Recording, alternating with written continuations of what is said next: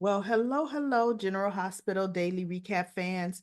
Today's daily recap is for Monday, April the 28th, 2025. Monday. Well, let's jump right into the good stuff. And for me, the good stuff is Sunny. Okay, the chick did look like Colette. I read in Comment Corner, somebody said that looks like Brennan's agent Colette. And when I looked at her, I said, you know what? She does remind me of Colette. But here's the deal.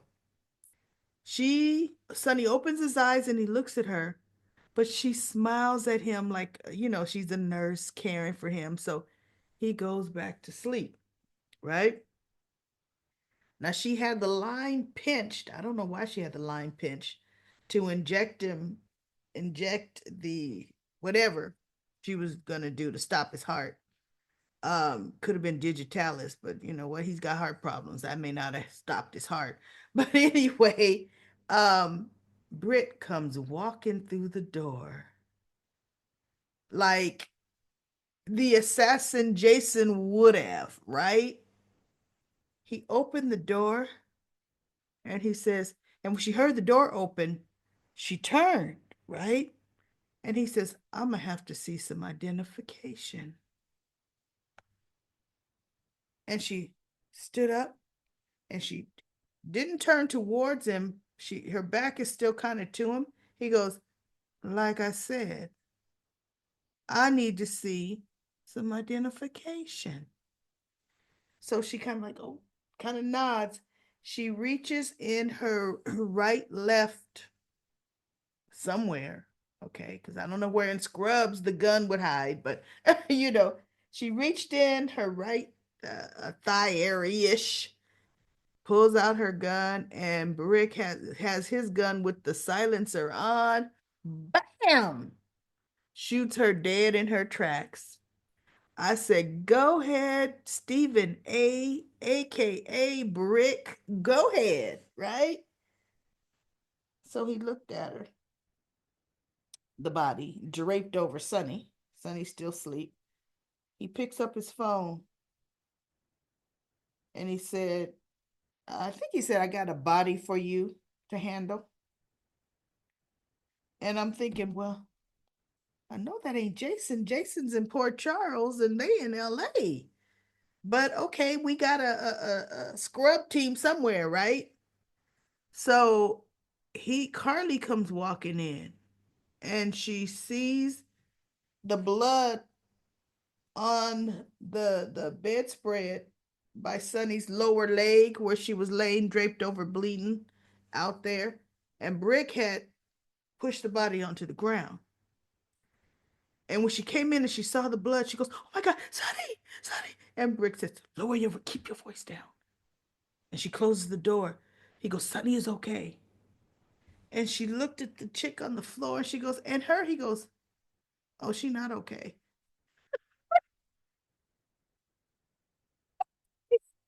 Right? And she's like, what happened? And he looked at her. So he goes to take her outside to talk to her. And he says, uh, you know, it is what it looked like. And she's like, I thought you had left for Dubai. He said, I was on my way to leave for Dubai. I'm walking out the hospital or on my way out the hospital, but I noticed by a supply room there was a drop of blood outside on the floor. So when I opened the door, there was a nurse bleeding in there in her underwear. That's where the chick took her clothes, right? Shot her, took her clothes, or stabbed her, took her clothes. And he said, I headed straight for Sonny's room when I saw that. He says, that's what I found. She's like, oh my God, oh my God, you saved Sonny's life. And she's hugging him with the dear life, right? And so, guess who comes walking up? Jack Brennan. And she said, uh, Jack, what are you doing here? He said, I got the call that there was a body we needed to handle. And so she looked at Brick. She said, "You called Jack?" He said, "I called the LA WSB office." you know, although guess what? Why would the WSB help clean up a body on an assassination attempt on Sonny Corinthos' life? Right? Yeah, I wouldn't think the WSB would be too eager, right? Or they'd be like, "What's in it for us?" But anyway, Jack said, "I was already en route here. I have business to take care of here in LA. And when we got the call, I was the first agent able to respond." And I thought, you know what? Yikes. Am I going to read too much into it? Because I still read in Comment Corner. People think Jack is the one that tried to have Sonny's condo blown up. I say no, because Jack never would have did a situation where Michael could have gotten hurt, Avery could have been there, got hurt, Donna could have been there. Although, you know what? Yeah, Donna. Once Sonny got his meds collaborated, right? Oh, Donna. She was letting Donna come back, right? Jack would not have done that. At least I don't think, right? But it was coincidental that he was en route to LA. But it's like he told Carly. He said, "I knew you were coming here. And just in case Sonny didn't make it through the operation, I didn't want you to be handling that alone out here." Because he obviously knew Jason was still in Port Charles. He said, "So I was going to be here for you," which is believable. But the WSB lie about everything, but that's believable. And she looked at me and he goes, "Oh, everything's going to be taken care of." Right? So Brick looked at him. He kind of snarled at him because, Brick don't like Brennan, and especially being with Carly. But my whole thing is, look, super snooth or super sleuth, Brick, find out something concrete why Carly shouldn't be with him. You're supposed to be good, man. You're supposed to be good. Okay? So anyway, he looking at Brick as he's leaving. He goes, "Okay, Carly. Now I really have to go, okay?" And she's like, "Thank you so much, Brick." And my mind is, where is the team? Brick should have said, "Okay, now I've already called in 24-hour security around Sonny. Period." Because there's no reason the WSB would do that. He's my boss. They've been trying to get him too. Come on now. Where's the security? So, um, Jack says, "But if everything went okay, I also wanted to take you out to dinner." And she goes, "You are such a romantic." And I'm thinking, girl, what? You gonna leave his side? Sonny can't be unprotected. Just like, to me, it reeks of Jen Sidwell. Sidwell would do that. Period. Right?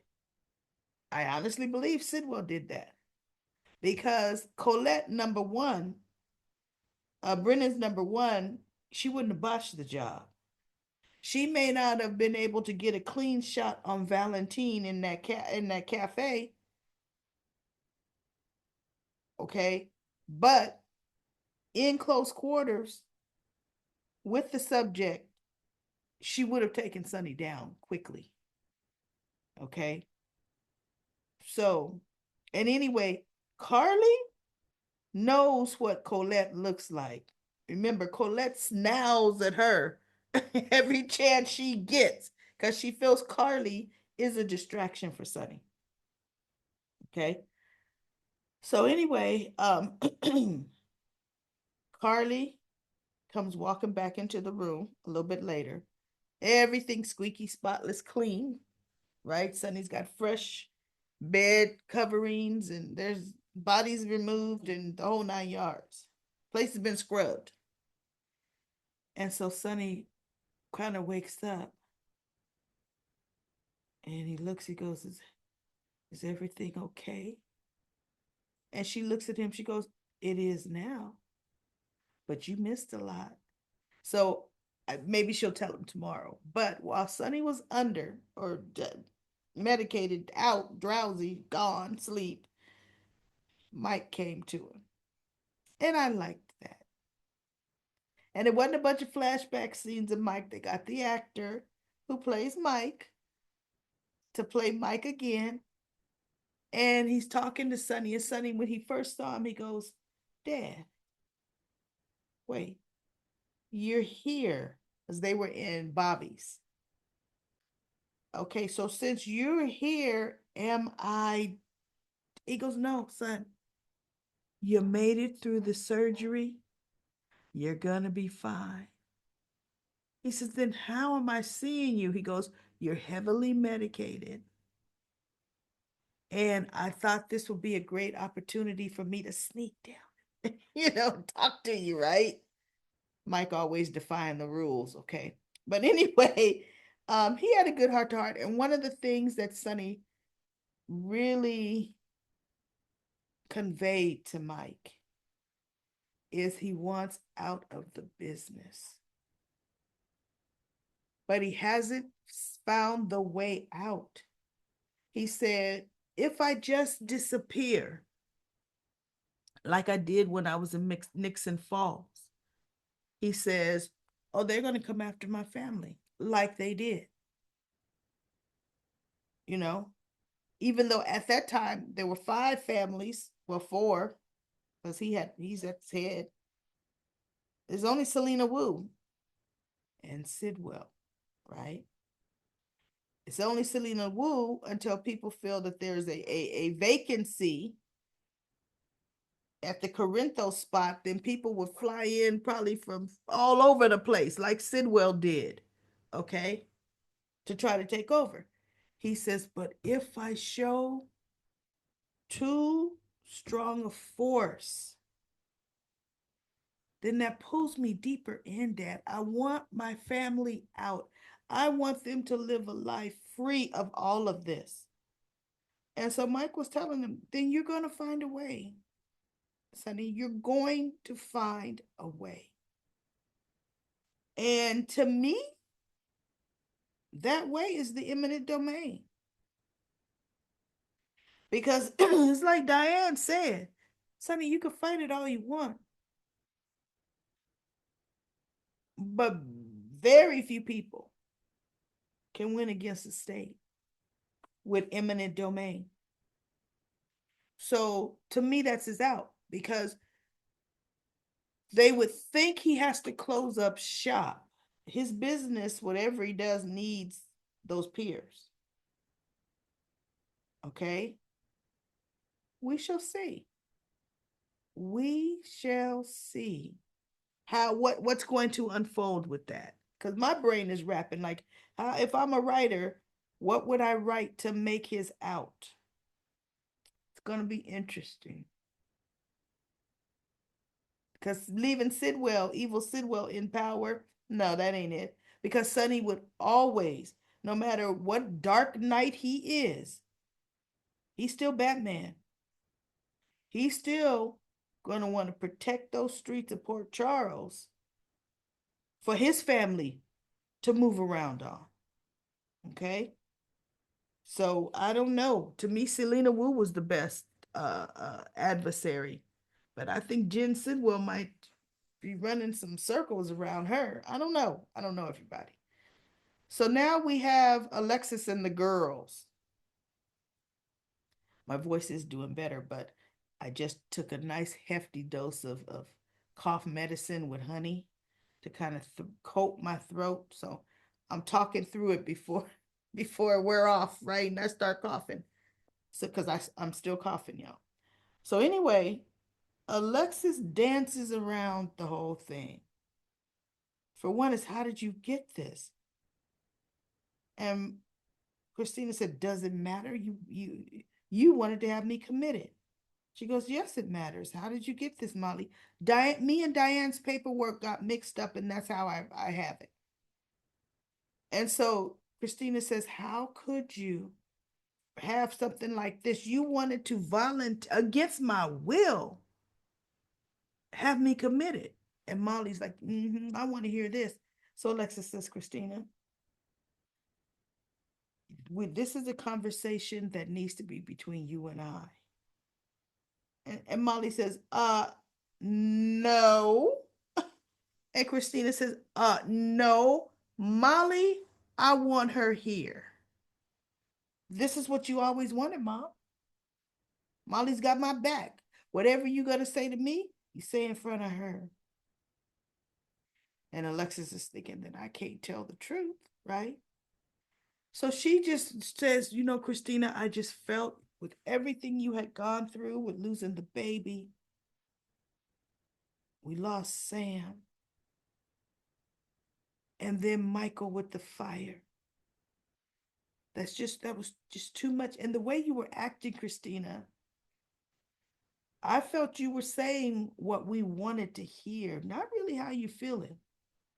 So Christina looked at her and said, so you just arbitrarily decide you want to have me committed without even bothering to talk to me first, which made sense. I mean, it's like, you what? You came up with this whole scenario and you didn't talk to me. She goes, that's because I knew you wouldn't agree to go. And she says, and then I decided after the Davis girls' night that you know what, you you you are doing better. This is what you and Molly need. So Molly said a few things, but Christina ends up walking out, right? And then Molly looked at her. She goes, okay, no, no, something ain't right here. Something's not right. You wouldn't arbitrarily have this drawn up without a really good reason. And you're not telling me. And you're not telling us, right? And so Alexis says something more vague, kind of. So Molly ends up snatching the papers out of her hand and leaving. Now, of course, Christina goes to Adela's grave, Adela slash Irene, the grave site, brings some flowers, and she's talking to the grave, and she says, I've just made a mess of my life in the last month. I tried to, and she looks around, kill Ava Jerome by cutting her brakes, but Rick and Elizabeth, innocent Elizabeth, they got hurt really bad and blah, blah, blah. Mm-hmm. Fortunately, you looked around and nobody was there, possibly, right? But Molly shows up there, and she goes, I had a feeling you would come here. And so she says, Christina, we have lost a lot, but we still have each other. And now more than ever, we need to stick together. And I thought, will you say that when you find out what she did? Because that's a game changer, Molly. It's easy to say how much you got somebody's back when you don't know what a lunatic they are. So I'm interested later this week. Hopefully tomorrow. Hopefully Alexis go find her and say, here's the tea. Let me tell you. Because you're caught on video, chick. This is why I was doing it. Right? Alexis does need to tell Christina why she did it. Now then, everybody's at the Savoy. Curtis even popped in. Um, Kai was taking Trina out for a night out. His surgery, guess what, is tomorrow. And so he wanted to take her out. And Anna was and Felicia are supposed to be meeting Jordan. But Felicia's running late, and she's dealing with the insurance company for a patient. And Anna ends up having to go without Felicia. Jordan talks to Curtis, and she just wanted to let him know that part of working for Sidwell is she had to mend fences with Drew. And he goes, "Really?" She says, "Yeah." She said, "So I just want you to know that it seems we're going to be on the opposite side on some things." And Curtis is looking because Curtis he knows Jordan. He knows she's undercover. She's just not saying it out and out to him. But he was her detective partner. He knows her, right? And so he said, "Okay." She says, "But if I come across anything that Drew or Sidwell is going to do that's going to adversely affect you, I want you to know I'm going to give you a heads up." And he's like, "Thank you, Jordan. That would be appreciated, but I'm more worried about you than that." She goes, "Don't be. I got it under control." Jordan don't have nothing under control, but that's okay. So anyway, Trina goes, Kai wants to talk to Curtis, and this is before he started talking to Jordan. And Trina goes to talk to Emma. And she tells Emma that Kai's surgery is tomorrow. And she's worried about it. And Emma's like, "Well, if it's a chance he could get on that field, I understand why he's taking it. Whatever." Um, let's see, who else is there? Jocelyn. I'm gonna switch over to Jocelyn. She's walking down some deserted place because Vaughn wanted to meet her. So it's kind of, down almost like a little alleyway, but I don't really know where she was. He comes up behind her and he's acting like he's attacking her. And I thought, girl, you better use that WSB training and disable him. But she didn't know who he was. And come on now, you can't be Jocelyn last month and this month you 007 with your fighting ability, right? So she was able to get out of the hold from him, and then he spent around, or she spent herself in front of him, however she did it, and she could see, and he took his little hoodie off. He goes, "Relax, Jax," and she goes, "Why'd you do that? You do realize that somebody could have seen you, and then what would you have done? They would have seen this situation where it looks like you're attacking me." And he goes, "Well, I'm your boyfriend," and just a little role playing. She goes, "No, that was dangerous." She's like, "Because you know I could have sprung into action." you know. So anyway, he tells her, "How are you with your assignment?" And she says, "Look, that class that I was already 3 weeks behind in, I'm staying up on all night long trying to catch up with that class." And I'm thinking she should have said, "Okay, so WSB, jailbreak his script notes, his stuff, and you send them to me so I can get an advance notice. And while you at it, send me the doggone tests and the answers." you know, Come on, use them. They know. And so she says, "I have not had a chance." She goes, "Well, how close are you to securing a spot as his assistant?" She goes, "I'm not that close. I happen to know a couple other people already in line at the tops to get it." He goes, "Well, you better do something that makes him look at you, that all eyes are on you." And so she goes, Vaughn says, "He is going to be at the Savoy tonight. Make a move." So she goes, now that I can do, right? And so he goes, and Jax, be subtle or something. He tells her, she goes, I know I could do that, right? So she leaves. Now, Emma is talking to Trina. Dalton comes in and he's smiling at her, looking at her. And he goes, I just wanted to come over and say hi. And I thought, that's creepy. You're her professor. You don't look like you a boy crushing on her. Cause you're way older than her, right? Even though Emma is probably 21. However, you're her professor.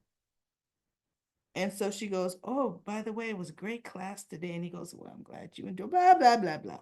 Right. And so he's just smiling down at her. And she gets a text message and she looks at it. It's from Geo. It's urgent. He needs her. And she looks at him. She goes, Professor Dalton, I'm sorry, but I have to go. Something important has come up. She beelines out of there because her buddy Geo needs her. Now, Anna finally gets to the Savoy. Jordan is still talking to Curtis. So Anna looks at them and she gestures to Anna. She's going to go to the bar. I mean, to Jordan, she's going to go to the bar while Jordan and Curtis finish their conversation. So she sits next to Professor Dalton and he orders some kind of old timey, old fashioned drink, right?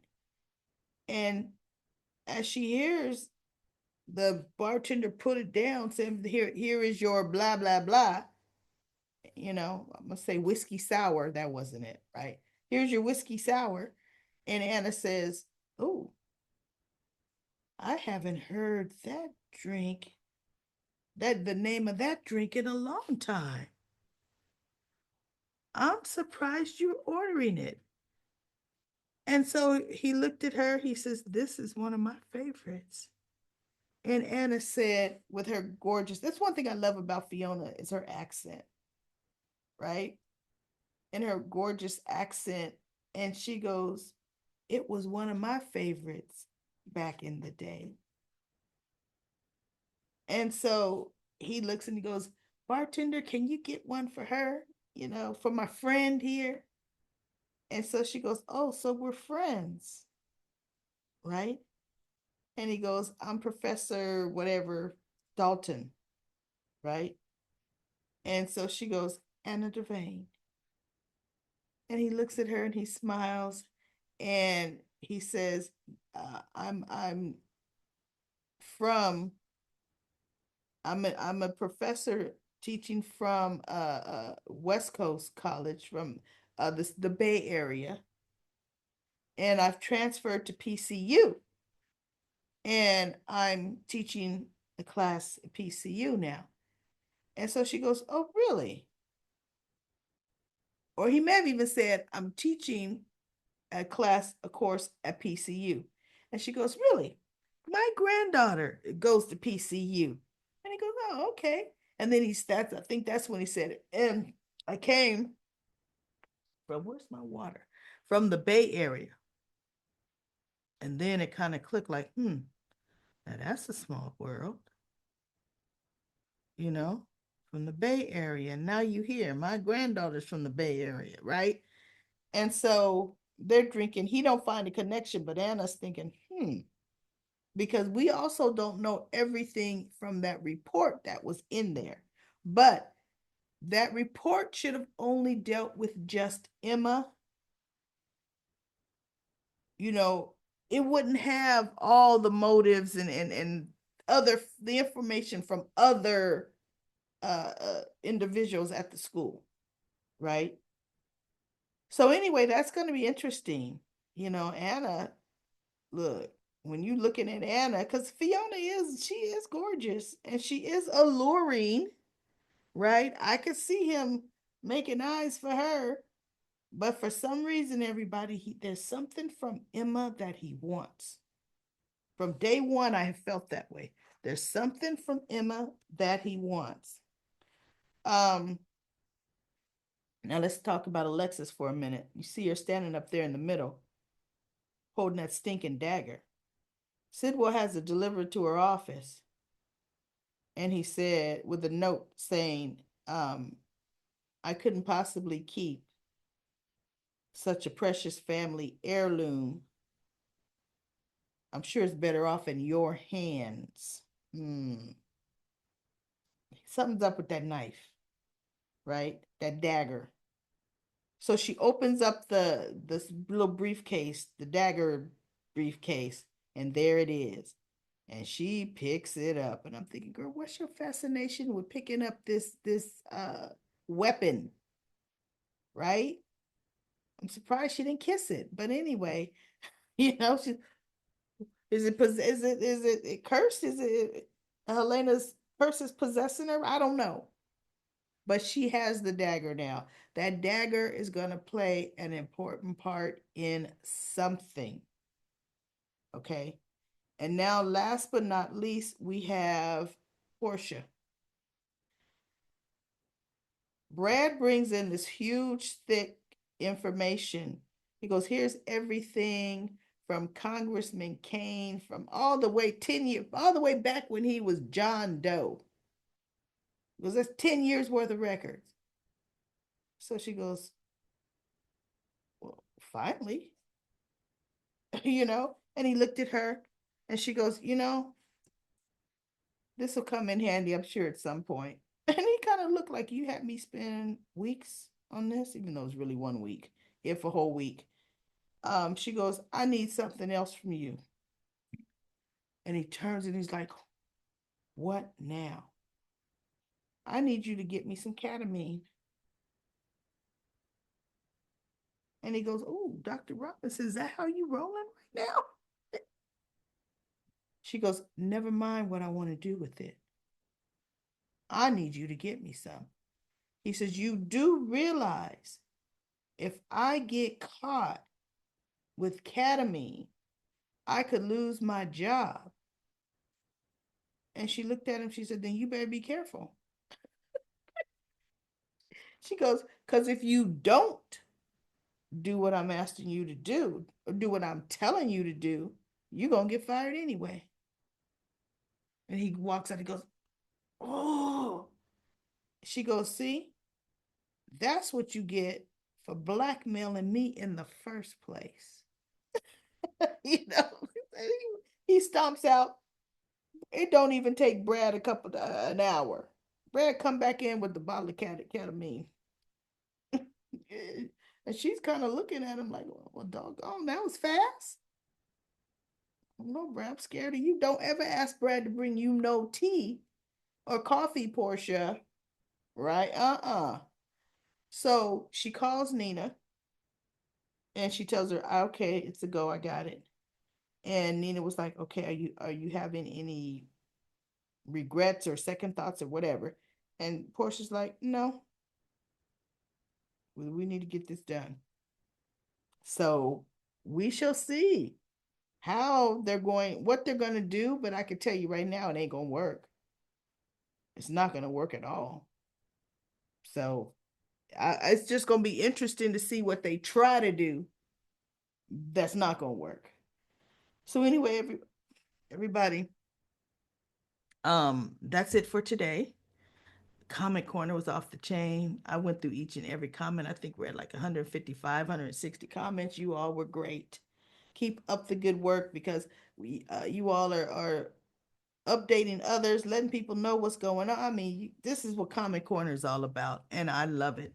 I just am not up to doing it yet. I've got too much to do. Still got 3 other videos to make tonight. So I gotta rest my voice a bit. But anyway, everybody, I'll be back tomorrow with another daily recap of General Hospital.